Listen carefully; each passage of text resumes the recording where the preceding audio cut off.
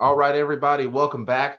I'm your host, Eric Castillo, with the Warrior Mindset and Motivation podcast, and also life coach at Zimi Wellness Center and Indigenous Sovereignty. Today, I got a guy from Portland State University. That's where I go to school. Been going to school there for a while, and interesting story how I came across him. I actually thought that he ran the Instagram page. So when I wrote to him, I thought I was talking to him, but then I wasn't. I was talking to someone named Isaiah. Then I was like, well, who's the dude that's always on there? And then he told me it was Billy. And I was like, oh, and he said I should message him and reach out to him. And then, well, here we are. He's got an interesting background. Um, as you see in the title of the thing, he's an Army Ranger. So, those guys are an elite group of guys along with the Green Berets. So those are Army's elites. And they're very proficient. They're very tactical. They're very sound. And they're very good at what they do. And I had the pleasure to work with them while I was in. But we're here to talk with Billy about what he does with PSU, talk about his service, transitions, and stuff like that. So, Billy, go ahead and give everybody a little rundown about who you are, what you've done, and then we'll dive into it. So, Billy Dunston, I served for 13 years in the Army, active duty for 5 with Ranger Battalion. Then I got out and went to the Guard in Maryland and in Oregon. Where there I served as a long-range surveillance or like scouts. And then after I got out, or a little bit when I was into, I started going to college, and definitely recommend using your GI Bill, tuition assistance, just whatever you can get from your unit, do it. It's too much money, and it sets you up too much in the long term to go get college. If you don't have an idea, just go to the college. They will help you. You can just be like, I have money, give me college, and someone will help you. So yeah, so with the PSU, with the Portland Community College first, and then transferred to Portland State, and now help run their interviews, and do a lot of just different fitness stuff for them because I'm going to school for applied health and fitness there. Oh, nice, cool. And you're almost done with that? Yeah, so this is my last term. Looking forward to being done at least for a little bit, and then in the meantime, just for money. Besides that, I've done some acting, and I'm working with a preparedness and emergency response company. Oh, I saw that. That's pretty cool. My fiance, she does modeling and acting also. She's done all of that stuff. She's a Pacific Northwest model, so that's kind of cool. When I saw Nice. that you had the thing, I was like, oh snap, a model actor over here, cool. Um, so I was looking through your bio, and I saw that you did some deployments in Afghanistan and Iraq. I did both also. So what were the years you were in those countries? Maybe we were in the same place at the same time. What years were those? So Afghanistan in 06. We mostly were out of Bath and Salerno, and then went to Ranger School, and then I think I came back. So 07, we were in Tikrit. 08, where did we go? I think Tikrit twice, and then Bagram, and then Camp Alamo. So kind of we bounced between Camp Alamo. We also went to Mezar Sharif up there. Nice. Yeah. God, it's so cold up there. Just so cold. Oh yeah, up that area is it's cold up there for sure. I spent every time I went to Afghanistan 3 times, and all my times was in Kandahar. That's where every single time they sent us, because that was just the most popping place to go to between that one. And if it wasn't Kandahar, then it was RC North, where stuff was just insane up there. But I did Afghanistan 3 times. I went in 03 to 04, and then I went back in 10, 11, and then 13, 14. Of course, all different jobs, being a field artilleryman. So every job was different. I only did my job as a field artilleryman in 2010, where I actually got to fire and provide fire support. So that was cool to actually be able to say I did my job. But for you, what were you with the Rangers at any of these times in 07 or 08 or anything? Yeah. So all my deployments were from active duty. I didn't deploy when I was in the Guard. Okay. But yeah. So I wanted to fight. That's what I did. And I listened to one of your other interviews where and props to you guys. You guys are like, yeah, I saw the tires fell, and just was there, pretty much and I was a kid. I remember I was in 9th grade. It was biology. It was 9th grade biology, and we watched it on TV, and I was like, dude, that was set me on the path. And I was too young, and I did delayed entry program, but my parents said no. I tried to do that, and then I was originally going to go with the Marines, but they were like, my parents were like, no, you're not going. So I was like, man, I'll turn 18, blah blah blah, and then my dad was like, no, I can get you in as a police officer, and I was like, okay, maybe I'll be a cop, and then I graduated high school, and like it's now like October. And I'm like, dude, I'm still working a summer job. I don't want to be here. All my friends are at college. Like, I need to go do something. And I went to the Army, and they're like, I was like, when can I get out of here? And they're like, oh, well, blah, blah, blah. I'm like, well, the Marines said, they're like, whoa, whoa, whoa, whoa, whoa. whoa. Yeah, when you say that, they really be like, whoa, stop, hold on. So they got me my Ranger contract and or like their option 40 to be able to go. And then, yeah, I ended up going to basic training under 11X. And it's funny, I actually got my acceptance letter into the Maryland State Police the second week in basic training. So like when you get your the first mail you get, yeah, I got my acceptance letter. I was like, well, Oh, that's pretty neat, man. And for those who don't know, I'll give a little bit of my piece also. When 9/11 happened, we were in the field. We had just started a 2-week battalion field training exercise, and that's called FTX because the Army likes to abbreviate everything. And it was like day 3, and we were sitting there. We had just pulled into our position to occupy our howitzers, and we had just set up everything. Literally, just got everything set up. And at that time, we had to occupy our howitzer, dig a foxhole to the deep to as deep as to the tallest guy, which was another guy who was like 6'2", and I'm 6 feet. So we had to dig that, throw the cover and concealment over. So it just looks like a big old, like it just looks like a dirt mound when you're walking from the back. And we had, and my squad leader and I, well, they're called chiefs in artillery. We got a little into it. Like we built steps going down in there. We built little cup holders inside of them in there. Like we got it. We did all out. It took us a long time. And then our platoon sergeant, our smoke, comes up and says, hey, the Twin Towers in New York have been hit and they've collapsed, and we got to go back. So we thought it was a training scenario. We're like, okay, go back, cool. Like, well, all right, what position are we going to? And he's like, no, you guys don't fucking get it. He's a Spanish guy, so he's like, no, you guys don't fucking get it. We got to go back into the rear. And I was like, back into the rear? Like, are you sure? Like, is this legit? Is this being? He's like, no, everyone's going back in because of this. And it took us. There's a street on Fort Bragg. I don't know if you've been there. Long Street that takes you all the way down the field. And it took us 4.5 hours to get in because they pulled every single unit out of the field. Every single one. It took us 4 hours to get out. And that was in 01. So what they did, once everybody got out, like no one really cared about cleaning equipment. It was just throw everything in the Connex, close it up, and then it was provide guard all over the place. We were guarding Corps headquarters. They set up entry points, and then a year and a half later, they sent us to Afghanistan, to Kandahar, where it was basically empty. There was nothing. There was no boardwalk. There was no TGI Fridays or Nathan's hot dogs. Yeah. The boardwalk was a U-shaped wooden platform, and it was just nothing. That's all it was. And we get up there, and that's when we realized that we saw the special forces over there, the 7th group, and then that's when they separated us by platoon. Basically, they walked up, and our command had no idea. They said, you guys are going to Kandahar, you guys are going to Kalat, and we trained with the SF guys for a couple of weeks, and then we started doing missions with them. We had no military vehicles. We had Toyota Hilux civilian trucks, and our gunner would sit in the back of the bed with like a 240 or a saw. The unsafest thing ever.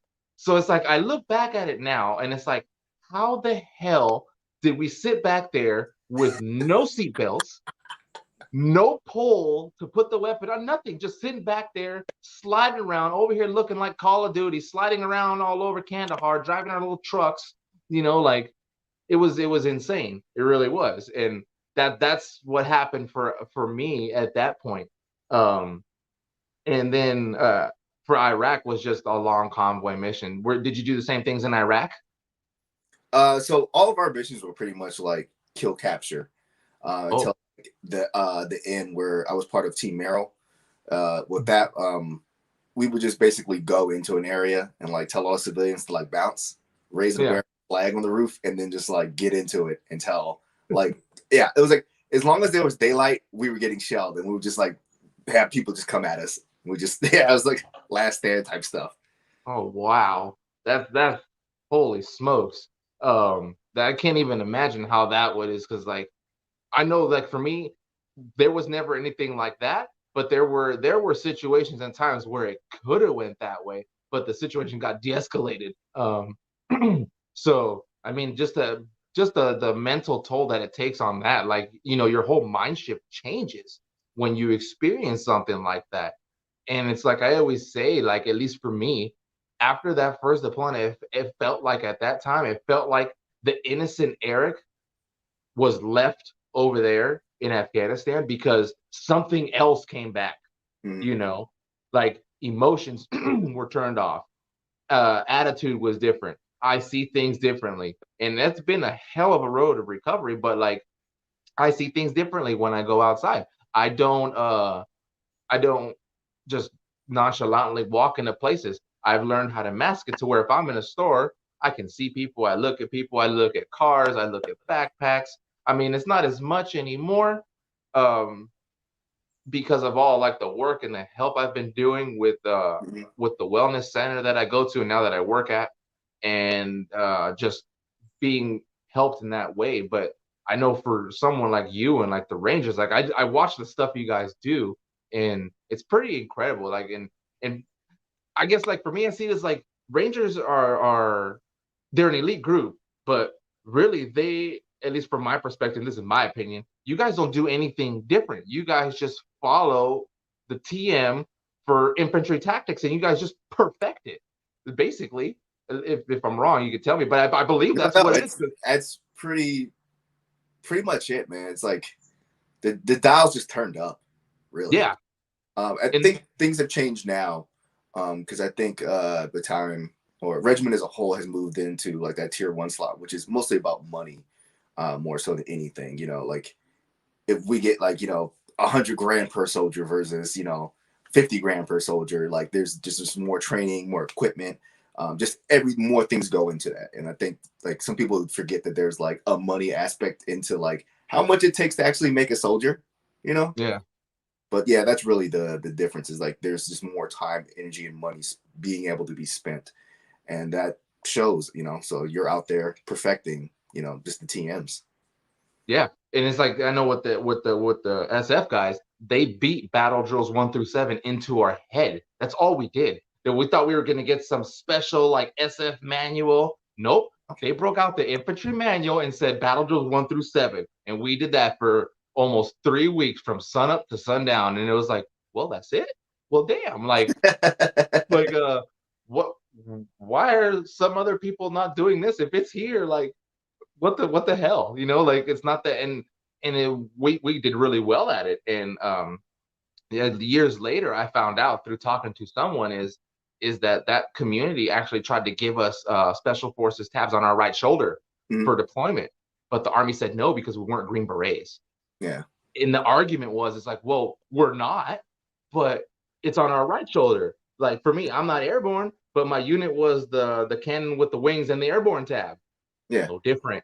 But I think it was at that moment in time, it was the stigma of that, and then people would assume, and then so I mean, but it's cool. That's all good. We know what we did, and those guys who are watching now or they'll watch later, they know what we did down there in Kandahar and Kalat, and now it was a good deployment. I say that Fort Bragg taught me how to be a soldier. That's Mm. for sure. Um, you were just only at one duty station when you were active duty? Yes. You're pretty much at when you're in battalion, and well, I say when you're in the regiment, like under umbrella, you pretty much go to either first, second, or third bat, and then there's like the regimental headquarters. But I mean, the special troops battalion. But the thing is, like those are all at Fort Benning. So third special troops, all that stuff like that.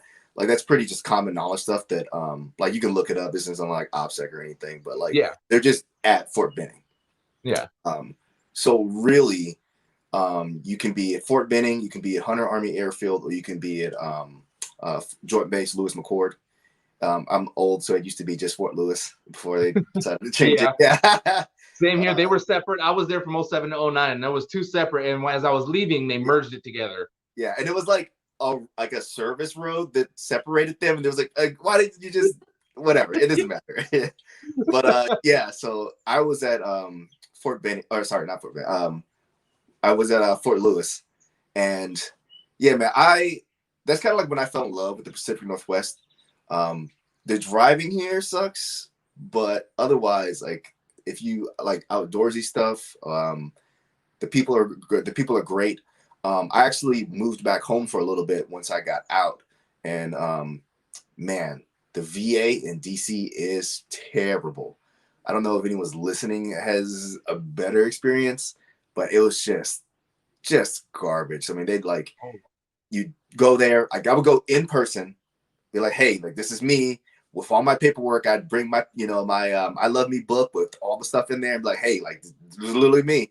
And like, okay, we got you in.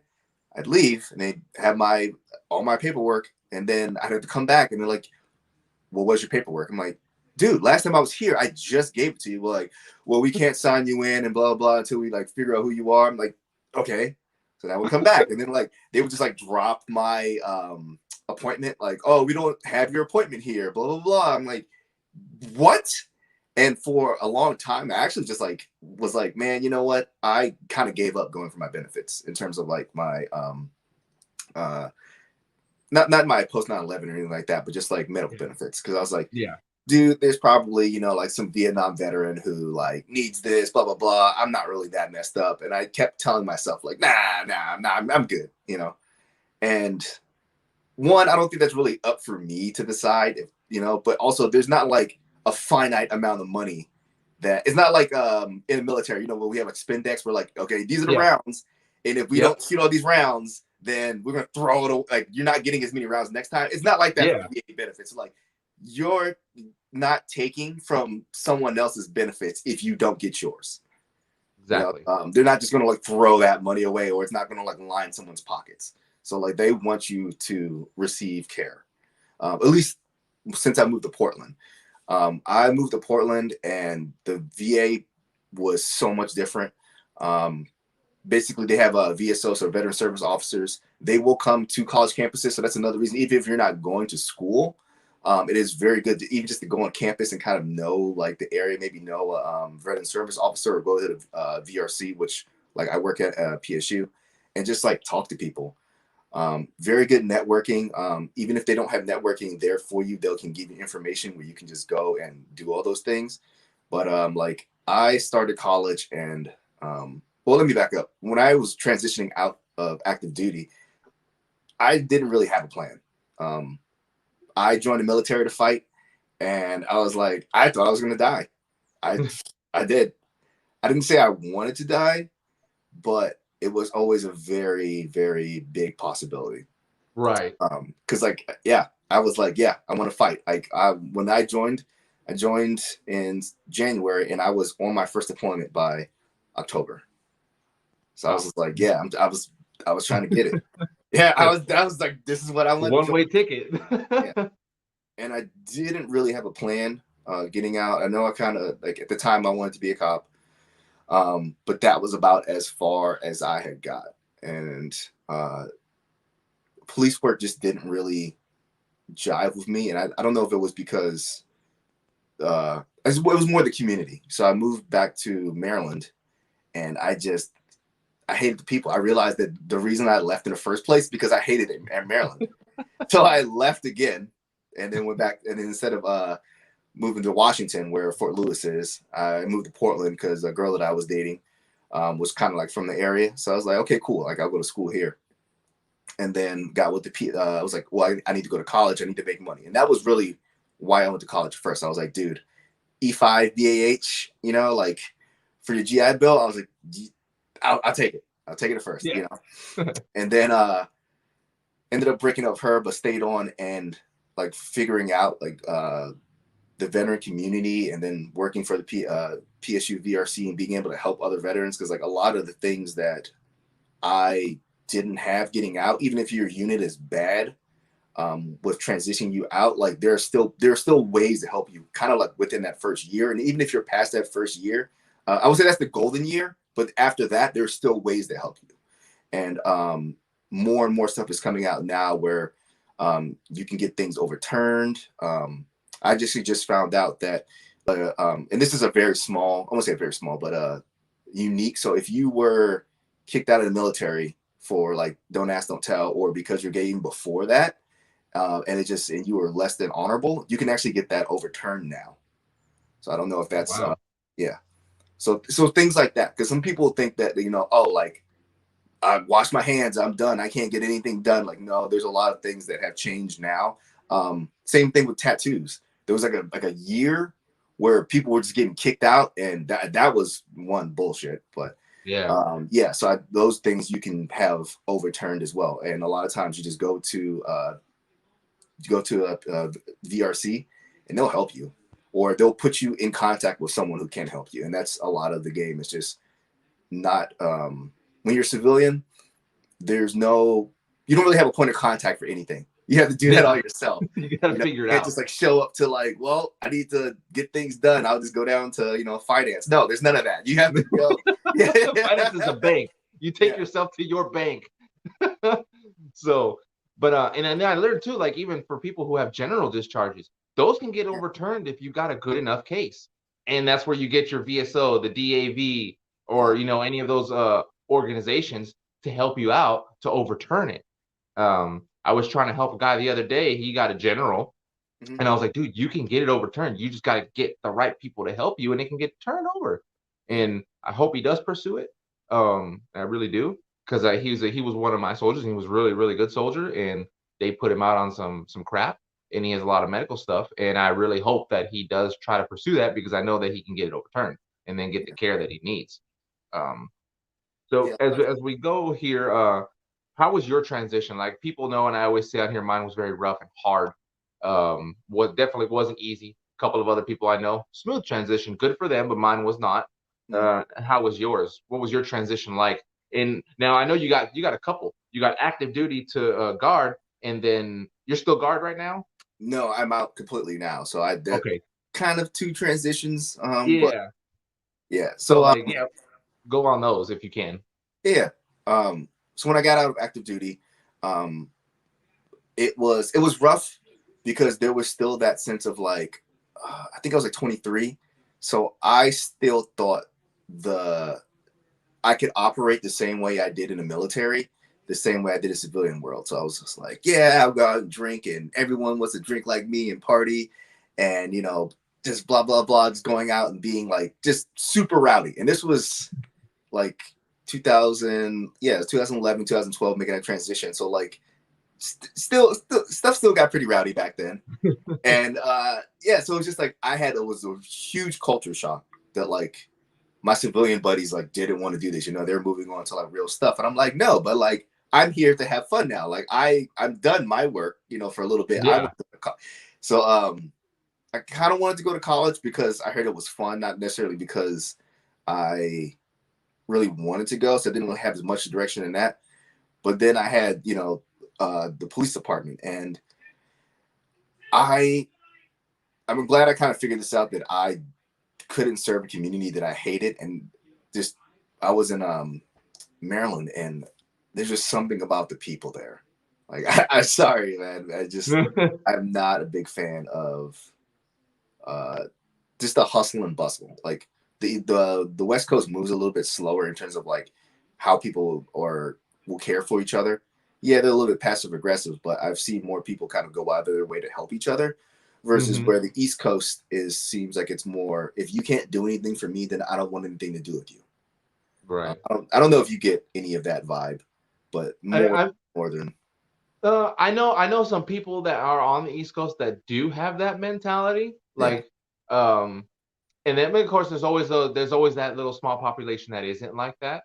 Mhm. Um, I personally have come across both from the East Coast, and they do that, but without saying. Mhm. Like they don't say it's not like a direct like, oh, do this for me, I do for you. No, it's just their actions kind of do that. Like they'll downplay it or they'll blow you off or something like that. And it's like, well, hey, I don't got nothing for you, so you're not going to help me. Maybe I can help you later. So I have come across those. But then there are some good people I know from the East Coast that'll literally bend over backwards for you. So I guess it really just depends on the person and their upbringing too, Yeah. because we don't know their current upbringing or their situation. So there could be a reason why they're acting that way, Yeah. for whatever reason. So Yeah. No, I get that. I mean, don't get me wrong, there's some good people, but I feel like there was more people that I didn't want to associate with, and I didn't want to necessarily want to serve that community. right. So found that out, and then I just it was an excuse to also move back here. So like when I still kind of bouncing around, I did like security jobs, but like I knew that it was money. It wasn't like igniting my soul. So like I just like I was just basically making it day to day, and that was just terrible. Like that, not having a purpose, going from uh, I feel good about my job. It doesn't matter what I do in there. Like I feel that like that sense of accomplishment of like I'm serving my country gone, and now I'm just like, well, I can do what I want, but I'm not even sure what that is. Because I joined at 18, so like I had an identity, but I didn't have like a solid base of who I was at that point. Mm-hmm. So still kind of bounced around, and then luckily when I got to school, I met my then wife and got more into fitness, and I was like, I really like helping people work out. I really like working out myself. I've always been in shape and being, in battalion and stuff like that. So I was like, maybe I can make this a career. Right. Got into a little bit of acting while I was there too. But like, as far as the transition getting out, like the mindset, it was having to switch between like that, doing everything for myself now. So again, like we talked about, like there's not like I can't go down to finance. I can't go down to, somewhere and get these things taken. There's no point of contact. I have to do all that myself. Right. And you don't have a first line supervisor either. You don't have a squad leader. You don't have a platoon sergeant or a first sergeant or a commander. You don't have that. You have Yeah. you. Yeah. And that's hard to wrap your brain around for when you're coming out. And you don't really realize it until you're out and you're like, you know what? Hey, let me call my shit. I ain't got no one to call. And I think that's where the shutdown happens because you don't have that person to turn to. But in reality, you do. It's just the titles and labels are a little different. Yeah. Like so. Oh, sorry. I was just gonna say, like, yeah, like you might not have someone who's like this is their job or this is their expertise, but like calling your buddies and being like, hey man, like I don't know XYZ. Do you know someone or can you help me? And they might say yes. They might say, I don't know, but like we'll figure this out, or like I can pass you on. And like there's nothing wrong with like one asking for help, but if someone comes to you, be like, yo, I don't know either, but I can try to help you find out. And that's a lot of what I do. Is just like especially even at PSU, like sometimes there are times when we have veterans that come in, we don't have a direct answer for them, but it's like, dude, I'll hope you look. It's not an issue. Yeah. Even if And I I think wasn't getting paid for this, it's still like it's the community. Yeah, and I think that's how most veterans are too. Like, I know I was trying to get a hold of someone who I deployed with. He was a colonel. We were a security forces and assistance team, and I was his private security. And I wanted to get a hold of him to see if he'd come on here, and he wasn't up for it. It's fine. He didn't want to come on the show, and that's okay. But I reached out to one of my old lieutenants. He didn't know, and then the medic who I worked with, he knew a guy who possibly knew where he was at, and it comes to find out the guy that hit the lieutenant he knew that was lieutenant back then actually lives down the street from him. So like it's who you know. So it's like the first guy didn't know. He was like, oh, I could check my contacts, but then my medic knew, and he knew the lieutenant, and the lieutenant knew he lived down the street because he sees him all the time. So it's like, but you don't know that unless you ask. Yep. And I think that's what veterans, we got to do that. You got to ask the questions. Mm-hmm. You don't have those people in charge of you anymore that can not think for you, but kind of like push you in a way to get your brain going. You got to kind of do it yourself. And this is more of a team effort now being out. Like, it's more of a collective group, and it's just helping each other out as the best we can. Yeah. Yeah. Because it's really, looking at that too, like another thing that helped me a lot. Granted, I took it a little bit later, but acting has helped me, and I know not everyone has the desire to be in front of a camera, but I think it helps with your public speaking. I still talk a little bit too fast, but it helps me slow down my cadence. So if you have to speak in front of people, and it's weird because I've spoke to my guys, I've delivered op orders, but there's still something about being more aware of it from watching yourself. To be a better communicator. But I would recommend most veterans just take some type of an improv class or acting class. It can just be like the lowest basic level thing, because it's always been, you know, flip that switch. I gotta go drive, no emotion. The mission comes first, and Mhm. that's fine to a degree. But you need to be able to switch or flip that switch back to going back to normal, and it can be very hard. And I think being able to be in scenarios where there aren't any stakes. So if you want to get mad, if you want to cry, if you want to throw things, to a degree, but in an acting class, all your emotions can happen in that spot with no consequences, and then you can just move on from that. And then I think over time that kind of builds something that, like, yes, it's okay to have these things. It's fine. It's normal, you know. Mhm.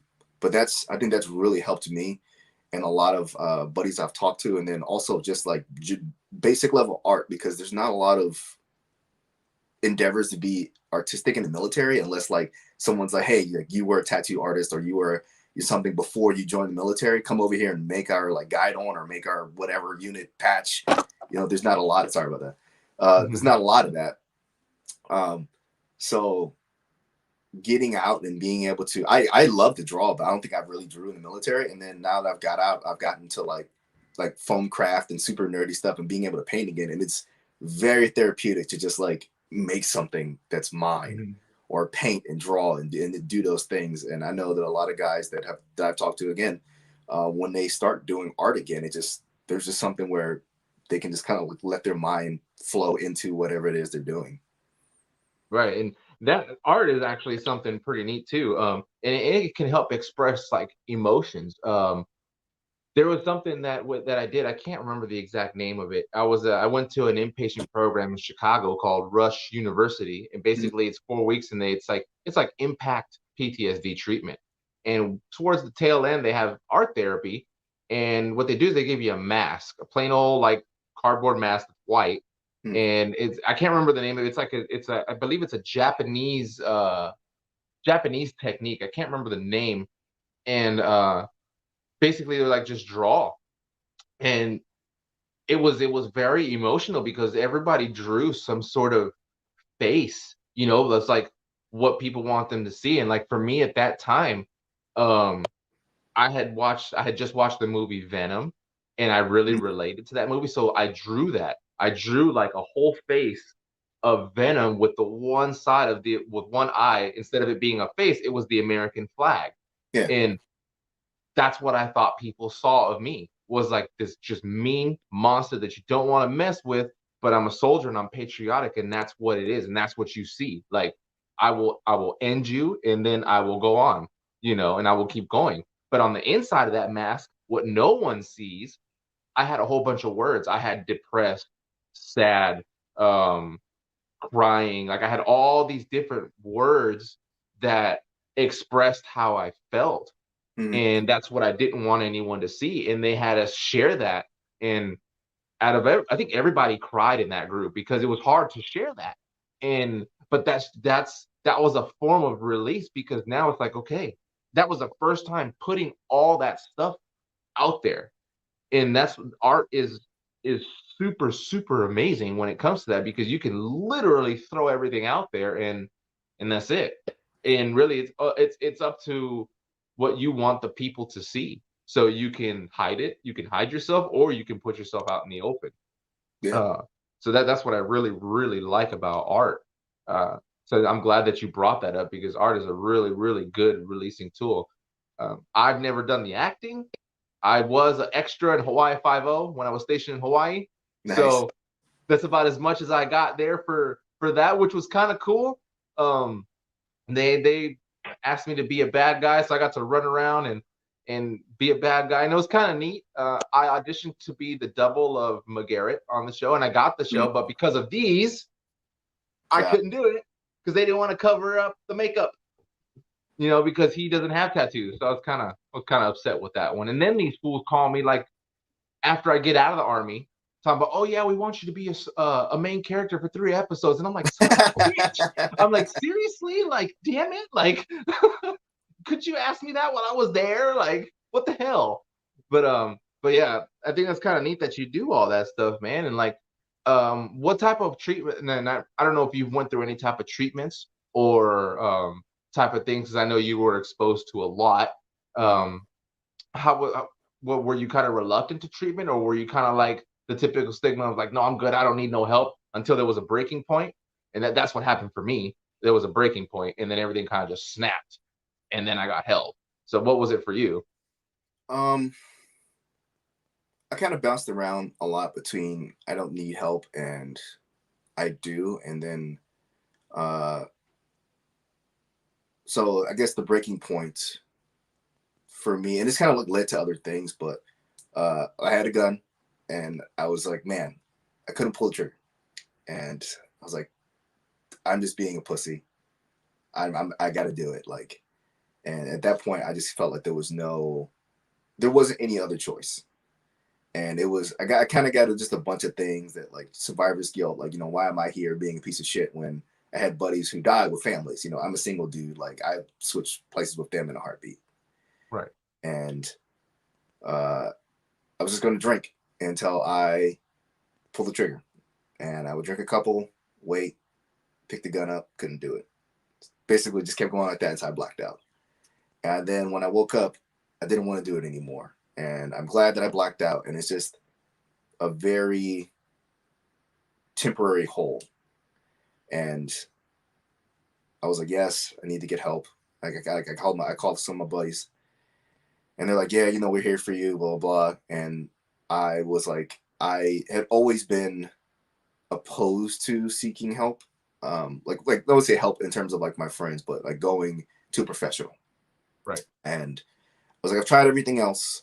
I can't not try this and then be like, oh my God, like nothing's worked if I don't actually try everything. They wanted to go with pills first, and I didn't really do well. It just felt like nothing. So like, no, this can't be it. This can't be the answer. Because I just felt like everything was gray. And I don't know if anyone's ever felt that, but I feel like that's almost worse, because there were no ups, there was no downs, everything was gray. So I kind of transitioned out of that and then started talking to my chaplain, because that was when I was at the time. That's who I kind of felt more comfortable with, where they understood the military aspect of it, but also was someone that I can talk to that kind of had that position of what do you call it? Like, so I guess someone who's like not in like a consult, but like I don't know, just someone who can help me through it, like talk me through it, and just a friendly ear, and that helps me out a lot. I'm not religious or anything, but that really kind of flipped the switch of being able to see that people outside of my social circle cared. Because my chaplain he wasn't like, I mean, he's part of my unit, but I just saw him every once in a while. But from there, I just needed to find like more purpose, because I talked about a little bit where I didn't have a driver, I didn't have a direction. I was kind of just living day to day, and I didn't really have a lot of things that I enjoyed for myself. And then once I started putting more into the things that like made me happy. So, I mean, that was working out, that was figuring out like things about working out. I mean, even now, acting, cosplay, all the stuff like that, they're just little things that are mine. They're not the military's, they're not my wife's, they're not my friends. Like, those things are mine. And I'm not good at all of it, but I don't care. It's just mine. And sometimes I'm getting better, sometimes I'm getting worse, but those things are mine, and no one's gonna take those things from me. And now I have, like, I would say my life is markedly better that I can have things that are mine apart from everyone else's identity, whether it be the military, whether it be my job, school. Like, having those things really kind of like put me on a path to, like, I guess, healing. And then not saying I'm going to talk about Brazilian Jiu-Jitsu. I don't want to be that guy, but I liked fighting. I've always kind of done martial arts and combatives, stuff like that, even as a kid. But in getting out and like buckling down and having the combat and the art aspect of it, but also having the social aspect of it too has been very helpful. I mean, now it's kind of hard with COVID, but before, I mean, it was just having something where I can expend energy and kind of like let my mind go for, you know, an hour, 2 hours, however long that training session is, and then come back. And I mean, it's nice because I think that especially as someone who's more combat arms focused, like you kind of need to have that aggression, not like I need to kill everything aggression, like punch drywall aggression, but something where like I can, you know, be physical with someone in a safe environment. It's still training partners, but at the end of the day, like shake hands. I mean, that's the greatest thing. Like I loved in military when they're like, "Yo, let's go fight like third platoon or whatever." And you just run over there and like, it was like open hand slaps to the face, like punch to the body. You know, if you get tapped out, you got to go. But there was something about that where it's like, cool. Like I got my aggression out. Like, we had a good time. We're gonna hug and go have beers later. Yeah, and it's funny because like I was telling this story the other day to my fiance when I was at Fort Bragg. There was like the barracks was like a brotherhood, and like there was your internal beefs and things like that, and people would kind of whatever. But when there was an outsider, it's like all that stuff didn't matter. Like you were like, wait, who the hell are you? Like, oh, you got problems? Hold on. You'd be like, yo, and then everyone comes out, and you're standing next to a person you got problems with. But that doesn't matter at the moment. That problem is non-existent because you got this person over here acting like a retard. They're acting crazy. And then once that's all taken care of, you look at each other and be like, you look at each other and you're like, oh, you're still a punk ass, Oh, well, you're still, and then boom, and then now you're back at it again after you just fought together. So it's like, it's incredible, like to get, that's how a lot of that stuff happened. We would have little sanctioned fights in the barracks too to kind of get that out, like no hard feelings, just to kind of just throw it out there. One of my buddies a while ago, we actually did that, I believe. Where was it at? I think I want to say it was in Iraq. No, or it was in the barracks. They put boxing gloves on, and one guy was talking all this mess, and the guy was like, "Get the gloves." They didn't hate each other, but they got the gloves. And then the guy talking to mess got his chin checked, and he got knocked down. And it was so funny. And he was like, oh, and he like fell down on the ground, and he got up, and he was like, all right, gave him a little fist pump, and that was it. Like it was just a healthy release. I know for me, like I was exposed to energy healing as a type of thing where it's called emotion and body code, and that's what we do at the wellness center that I work at. They release trapped emotions and energetic imbalances and things like that. And even to today, man, I can't explain how that works, but the shit works. It really does. Like, and especially if you got someone who knows what they're doing and they build that craft and experience over time, they can find some stuff that you've been carrying around that you don't even know. And then sometimes they're pretty spot on with what they find, and you're like, wait, you don't know nothing about me. How the heck did you know that? Like, and that's what happened with my fiance. She does that. She's been doing it for over 15 years, so she's very skilled at it, and she works on me, and her mom works on me. And I remember the first time that they were both working on me, they were telling me some things that's like, wait, how did you know that happened when I was like 15 years old?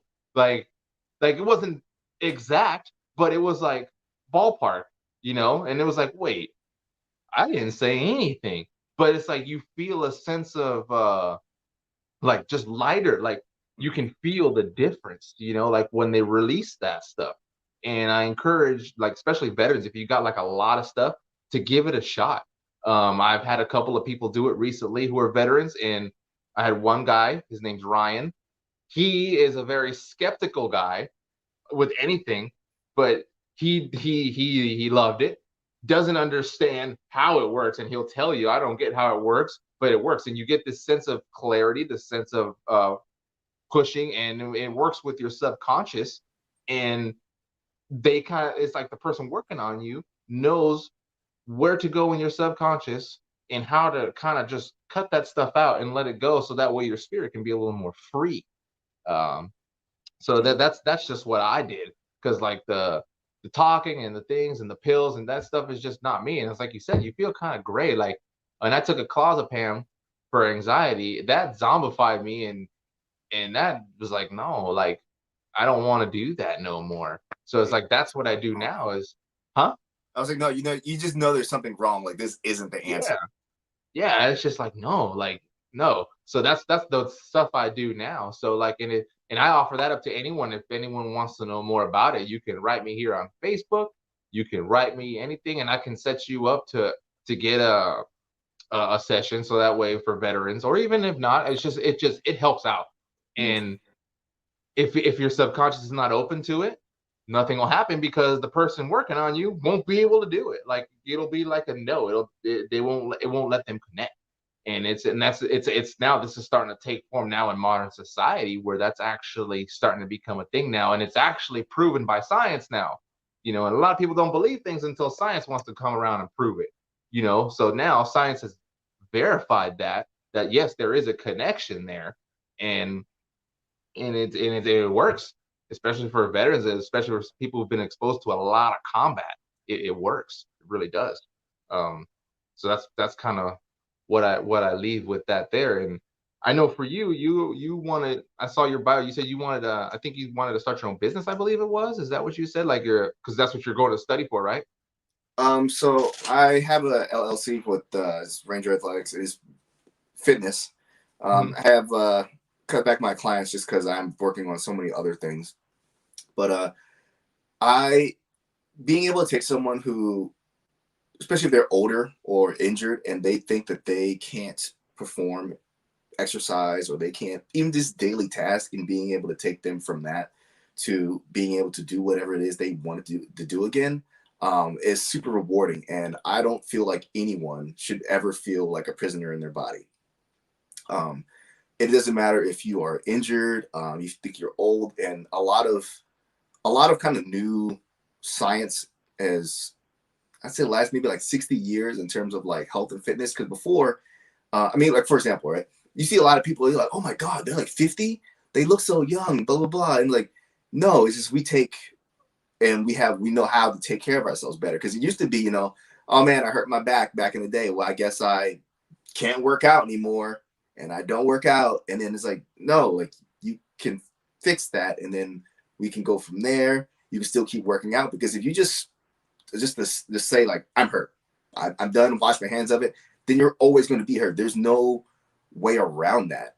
And I've even said that with like, for example, if you were someone who's just like, 300-400 pounds overweight, and you're like, well, I'm going to get surgery to fix my body, or whatever, and you got all that, you got liposuction or whatever, and then you just never did anything to take care of your body, you just kept the same habits, you're going to go right back to where you are. So like there's a term of maintenance, but being able to just not be a prisoner, being able to go and play with your kids, it doesn't matter what it is.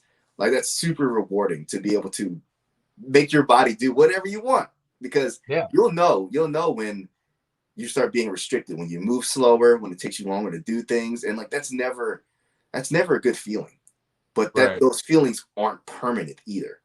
I mean, I've seen dudes get and you get blown up, arm, leg missing, and they're still out there deadlifting, squatting, like, beasting Hmm. out. So there's nothing that someone who's, able-bodied, can't do those things. And there's something about being able to, again, fitness being one of your things. If that's a lot of people get away from fitness after they get out, because they're like, I don't want to do PT anymore. Well, no one's going to force you, but it's good for your health. You know, Yeah. you don't want to be that old veteran who's like hobbling around at 40. Hmm. Like you can get out there, still do stuff. Like I, pretty much until I got out, I was like, nah, I'm an E6. Like I'm not gonna let any officer or any private beat me at anything. That's not ever gonna happen. And towards the end, I had a couple of guys that were like, this is all they did was run. I was like, okay, maybe, but I was just like, yo, I got to try to get these 13-minute or like 12-minute 2 miles. Like I got to max out push-ups. I got to max out sit-ups. I was like, dude, I'm not letting some 18-year-old kid beat me. And I'm not letting some cherry officer come in and beat me. I'm like, listen, like that was my whole thing going in to the military. So like, I think still having some of that pride and transferring it over, or just even getting better. I know a lot of guys who get in better shape once they're out of the military because they can eat right, they can sleep right. Hmm. There's a lot of things that we ran our bodies into the ground when we were in the military. And I Right. think you can come out and be healthier and be more fit in the military or after the military and transitioning out. Right. And I know for me, I was never like the PT stud. I mean, I retired as an E7, so I got to kind of sit in the back and push people. But I remember there was a time where I mean, my PT squat at 300 was like 270, 260, like good. And that's just because I had like a lower back injury and things because I was blown up by an ID in Iraq. So like I was battling through that and like leg pain and stuff. But I still got out there and pushed it. And I remember there was this young kid. Uh, he was 19 years old, you know, PT stud 300. And he would always talk mess all the time, a healthy mess, always to me. But we were doing room clearing procedures. And mind you, I had already had 6 deployments in, you Mhm. know. So, and he was the way we did is we would split it up, hey, you guys are gonna be the bad, the good. So I was like, hey, I'm gonna run through this one, through this shoot house. Mhm. The weapons, no rounds, because it was just training for like close quarters engagement. And he came around and I grabbed him and flipped him over my shoulder and put him on the ground and put him in an arm lock like that. And I was like, how good is your 300 PT score now, bitch? And he was like, kind of frozen. And I was like, let this be a lesson. Just because I don't have a 300 doesn't mean I can't do this. You can't do this, and now you're going to learn. And I trained his ass all the way until closing. He never talked mess to me ever again, but that was a little story I wanted to share. That a little bit of a comedy story. I thought that was funny because I wasn't a PT stud or anything. I tried, and I gave it my all. And PT was like a bittersweet. It's like in the morning, hated it. I hated waking up in the morning to run or Mhm. whatever when it was cold. But then it's like after you're done, it's like it jumpstarts your day. Mhm. Like it kind of it gets your whole day going, and you're just like, all right, I did PT, took a shower, ate breakfast. What do we got? It's like you get all that stuff out from the day before, and you just push all of it in PT. And I think it's like super awesome to do that. So people, you see, Billy here, you feeling like you're stuck in your body, or you don't like your body, which you should always like your body. But if you don't like the way it looks, you need to hit him up. I put his Instagram on there so that way you can write him there. He's on Facebook. If you're my friend on Facebook, you can find him on my friends because he added me yesterday. So he's on there and hit him up, and he will definitely get you squared away. He knows what he's doing. He knows what he's talking about. And plus, he was one of Army's elite. So you can't even, that's a trifecta. You can't go wrong with that combination when you're trying to get sports medicine help. My best friend, Lewis, he's also doing sports medicine also. That's what he wants to do. So like Awesome. you got these guys who are, and he's retiring as a first sergeant. So you got these guys here who know what they're doing when it comes to sports medicine, and especially when they're out there pushing their bodies and they know the limits, and now they're getting trained for it. Hit them up. There's a resource there for you to do that, to get your body better, to get fit. And I'm not promoting like, oh, go be a gym guru, but no, it's good for your heart, it's good for your lungs, and it just gives you endurance. You don't want to be tired walking from the couch to the fridge, and by the time you get back to the couch, you sit down, you're like, Yeah. like you didn't ran a marathon. No, you took 25 steps. Like that's your body saying, I am out of shape, and you don't need to go have a 6-pack or anything. I don't have a 6-pack, but I got endurance. I got what they call a dad bod. That's what I got, and I am okay with that. But I know that I have endurance. I do my light PT with what I can do with my constraints and being diabetic and stuff. So I do what I can, and that's just what I'm empowering everyone here to do.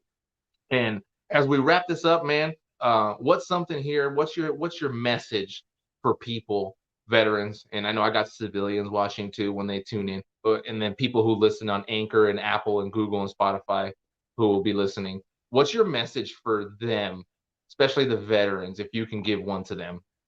For veterans, I would say just ask for help. I would say ask for help with no expectation of necessarily getting what you done. I think so. A lot of times we don't ask for help because we're like, well, they might not have the answer, so I'm not even going to ask. And I think that's a bad way of going about it because you're putting a little bit of stress on that person that you're contacting. Like, well, they should know it, but then also on yourself. Like, why am I not getting the answer that I maybe need or want right now? And depending on how many sources you go to, that's not always going to be a definitive answer. You might have to get a little bit here, there, another place. So ask for help, but don't necessarily think that like you're going to get the answer that you would have got in the military. Where this is 100% the way we do it. That's not really a civilian thing. Right. And just take care of your health. Like I said, like we were talking about, you were saying that like you don't need to be an athlete. You don't need to be able to go to the Olympics. Yeah, but you should never, ever, ever feel like a prisoner in your own body. Like you should be able to do the things that you want to do, regardless of injuries, regardless of age. There are people out there still killing it, and sometimes it is an uphill battle of getting to a part that you need to be. But I will say it is so much easier to maintain a level of general health and fitness than it is to work up to it. So, I mean, and seriously, maintaining is a lot easier. I know it can be hard right now, but trust me, something is better than nothing. Well, there you go. The subject matter expert has spoken, people. So listen to that. I can't even say anything else on that. He said that perfect. There's nothing else to say. So we're gonna wrap this up here. Thanks, Billy, for coming on here impromptu and coming over here. You can check him out. He's also Portland State University _VRC on Instagram. Yep. He does a lot of stuff on there also, since we're both PSU students. So you got him there, and his tag is in the description if you want to follow him there. And then on Facebook, and then all of my follows and tags are on there as well for everything I do here on the social media platforms. And I thank everybody for watching and tuning in. And again, Billy, thanks for coming on and sharing some of your story, man, with us, and empowering everybody with the whole fitness and what you do. And hopefully people will get inspired to do something. Yeah, thanks for having me. I mean, this platform is amazing, and I'm glad I get to be able to, it might not be teaching people. Sometimes you just need a reminder. I forget stuff all the time, but having someone to remind you every once in a while that like, yeah, I can be doing this, or I can be looking for help. I can be looking for fitness. I can be doing it for anything. It's very helpful. Right. Awesome. Cool. I appreciate it, man. Thank you. All right, everybody. Thank you for tuning in, watching, and or listening. And see you guys next week with our next guest that comes on. See ya. All right. Take it easy, guys.